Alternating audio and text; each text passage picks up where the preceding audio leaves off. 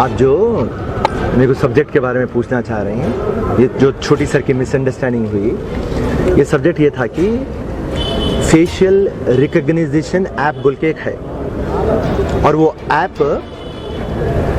Counsellor elections में आज से 6 महीने पहले पायलट प्रोग्राम के वैसा यूज़ करें मलकाजगिरी एरिया में। अब मैं पार्टी को ये बात बोल रहा था कि ग्रेटर हैदराबाद में नामपल्ली से लेके चंद्रायन गुट्टे तक ये जो 7-8 कॉन्स्टिट्यूंसियाँ हैं जहाँ पे एमआईएम का दबदबा है, ये लोग कभी भी बोकस वोटिंग से जीतते, कभी भी ऑथेंटिक वोटों से नहीं जीतते, डुप्लीकेट वोट्स, डबल वोट्स, इससे जीतते। तो ये जो फेस रिकग्निशन ऐप है, और ये जो है कभी भी बुरखा में औरतों को हायर करते, तो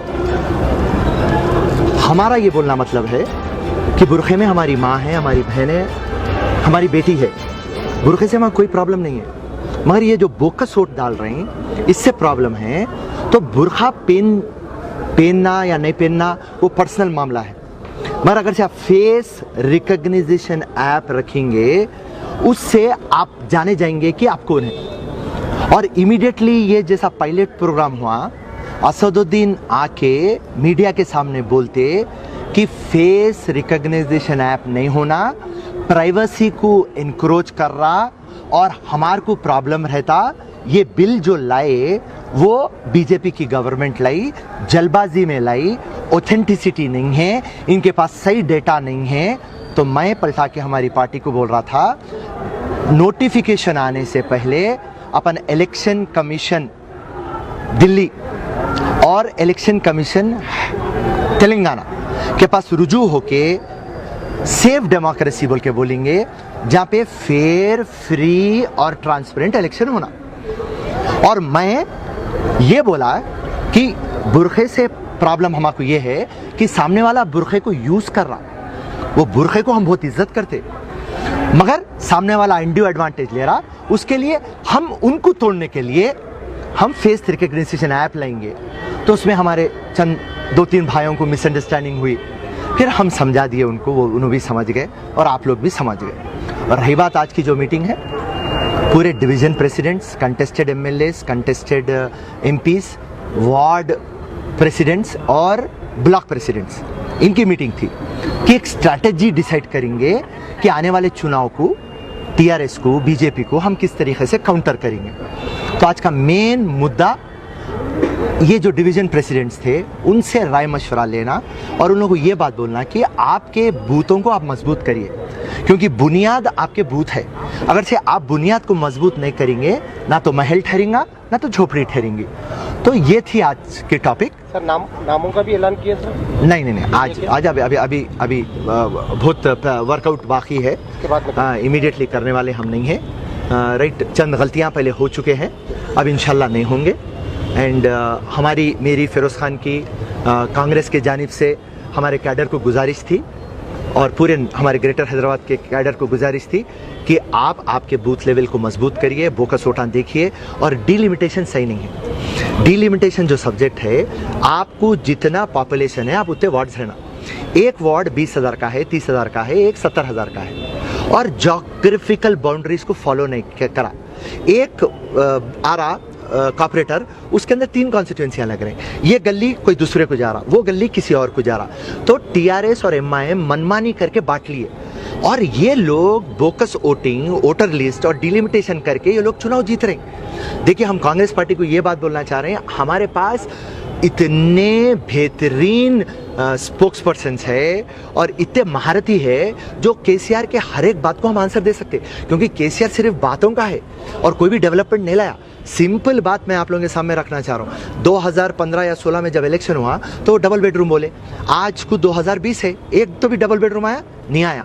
तो बट्टेबाजी बातें करने में केसीआर साहब नंबर 1 है और उनके साथ उनके चेले असदुद्दीन नंबर 2 है। तो हम ये बात बोले कि ओके भाई, जो भी उनके मुद्दे रहेंगे उनको हम काउंटर करेंगे, ये छोटी बात है हमारे लिए, मगर जो बुनियादी ना काम करे, डिलिमिटेशन और बोकस वोटा है, इसको हम कंट्रोल में ला लेंगे तो बराबर कांग्रेस मजबूत होंगी। आज पब्लिक टीआरएस से थक गई, आज एमआईएम से थक गई, वो लोग को अल्टरनेटिव चाहिए, मगर वो लोग घरों से निकलते उससे पहले उनके वोटां दल जाते। आपके पास आपका कार्ड रहता, आप आपके बूथ में जाते, लिस्ट में आपका नाम नहीं रहता, आपको कहाँ की दूसरे बूथ में नाम रहता। तो इसको क्या बोलते हैं, जंपिंग बूथ। तो ये पूरे मैकेनिज्म चीटिंग के टीआरएस और एमआईएम कर रही। तो मैं चाहता था कि मेरे जितने भी डिवीजन प्रेसिडेंट है, कांग्रेस के कार्यकर्ता है, जो जांबाज सिपाही है, वो बात को समझ जाए कि हमारी आखिर गलती का है। देखिए, हम चुनाव हारे बाद हमारे प्रेसिडेंट साहब सही नहीं है, हमारे सीनियर लीडर सही नहीं है बोल के हम तोहमत देते। वो लोग क्या करेंगे जब बुनियाद पे हम बात सही नहीं कर रहे हैं। मैं आज क्लियर कट एक बात बोला, हमारे उत्तम कुमार रेड्डी साहब 5 साल से पीसीसी प्रेसिडेंट है। आज मैं जाति घर में रहता हूँ, मगर वो किराए के घर में रहते। 5 टाइम एमएलए है, आज के प्रेसिडेंट एमपी है, पीसीसी प्रेसिडेंट रहे, उसके बाद भी उन्होंने किराए के घर में रहते। उनको एक किराए का घर बंजराइल्स में है। और जब मैं उनके कोदाड़ उनकी बीवी के इलेक्शन में गया तो वहाँ जाके देखा तो वहाँ पे भी उन्होंने किराए के घर में। इतनी ईमानदारी से कैप्टन साहब हमारे काम करते। हमारे लोग बाहर निकल के बोलते नहीं भाई हमारी हाई कमांड सही नहीं है, हमारे प्रेसिडेंट साहब सही नहीं है। तो मैं हमारे जांबाज सिपाहियों से ये गुजारिश करा कि आज कांग्रेस को आपकी ज़रूरत है। आज कांग्रेस के विकास के लिए, कांग्रेस के बुलंदी के लिए, कांग्रेस को मजबूत करने के लिए आप लोग मिलके आइए और हम मिलके एक फाउंडेशन बनाएंगे, कुर्बानी देंगे और कल हम रहो या ना रहो आने वाली नस्लों को एक मजबूत कांग्रेस देंगे। क्योंकि यहाँ से बूथ लेवल से ये खोखला कर दिए, जागो, खाली टिकटा न को पूछो, टिकटा पूछने से कुछ आता नहीं, बुनियादी काम करिए। मैं दिल जलावा हूँ, 3 टाइम नामपल्ली में चुनाव हारा, 3 टाइम 50,000 वोट लाया, मगर मैं चुनाव हारा क्योंकि मेरे पास भी बूथों में प्रॉब्लम है। आज मेरी नामपल्ली की आवाम मेरे को पलट के बोलती कि फिरोज खान हम खाना नहीं खाए, उनके बच्चे बोलते फिरोज खान हम खाना नहीं खाए क्योंकि आप हार गए। आप टेक्निकली हार गए होंगे मगर आप हमारे हीरो है, आप हमारे एमएलए है। तो मेरी आवाम को धोखा दिए। काश मैं जीतता तो आज मैं उनके मुस्तकबिल बना सकता था। ये लोग चीटिंग करके, चोर वोटां ले लेके, बेमानी के वोटां ले लेके ये लोग आज पावर में है। तो एक दिल जला जो रहता, क्योंकि नामपल्ली से मेरे को मोहब्बत है, एक दिल जला आशिक जो रहता आज अपनी दिल जलाई बता रहा था कि मैं हारा नहीं, मैं जीता हुआ हूँ। आवाम की नज़र में, अल्लाह की नज़र में, मेरे माँ बाप की नज़र में। मगर ये साले बट्टेबाजा बोकसिंगा करते, फिर चुनाव में अपने को बोकसिंगा करते, फिर कांग्रेस को हरा देते। तेलंगाना 200 कांग्रेस है। आज हम बाहर वाले हो गए और ये घर वाले हो गए। हम ये गलतियाँ कर रहे हैं। एक तेलंगाना आज मजबूती से काम करके बोकस वोटों को पकड़ेंगा और उसके बाद में डिलिमिटेशन प्रॉपर करेंगा तो हम सारे तेलंगाना को एक मिसाल बन जाएंगे। और ये कॉर्पोरेटर हम जीतेंगे तो सारे तेलंगाना में एक आवाज़ गूंज उठेंगी कि आने वाले एमएलए इलेक्शंस के अंदर तेलंगाना में कांग्रेस का परचम लहराने वाला है। ये मैसेज देने के लिए मैं मेरे जांबाज सिपाहियों से ये गुजारिश करा, कांग्रेस की आन बान शान के लिए आज मैं तुम्हारी कुर्बानी चाहता हूँ। एक ही आवाज़ में बोलो कांग्रेस पार्टी जिंदाबाद, एक ही आवाज़ में बोले राहुल गांधी जिंदाबाद, एक ही आवाज़ में बोले सोनिया गांधी जिंदाबाद, एक ही आवाज़ में बोले उत्तम कुमार रेड्डी, एक ही आवाज़ में बोले। और आज भी हम एक ही आवाज़ में बोल रहे हैं। छोटे मोटे चीज़ें हमारे घर में होते, ये हमारी घर की बात है। कोई भी रहो, वो मेरे बड़े भाइयाँ हैं। और फिरोज खान आपके चैनल के सामने बोल रहा, कांग्रेस को मजबूत करने के लिए सबसे छोटा कार्यकर्ता भी है तो मैं उससे माफ़ी चाहूँगा, मैं उसको गले लगा लूँगा क्योंकि कांग्रेस को बुलंदी पे देखना चाह रहा फिरोज खान। जय हिंद, जय Congress. Successfully spreading education and carving a niche for itself, Success Junior College proudly introducing Success Degree College for Women, affiliated to Osmania University, a place where you can engage your passion with respect and encouragement. Dedicated counselors and accessible educators who have an unparalleled reputation for balancing excellence and dedication in their field are here to guide you along the way.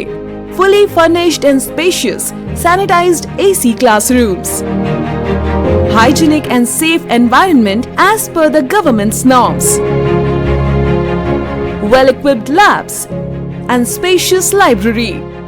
Courses offered: BSc Nutrition, BSc BZC, BSc MPCS, BBA, BCom Computers, BCom General. Hurry up! Admissions are open. Success Degree College for Women, IS Southern, X Roads, Santosh Nagar, Hyderabad.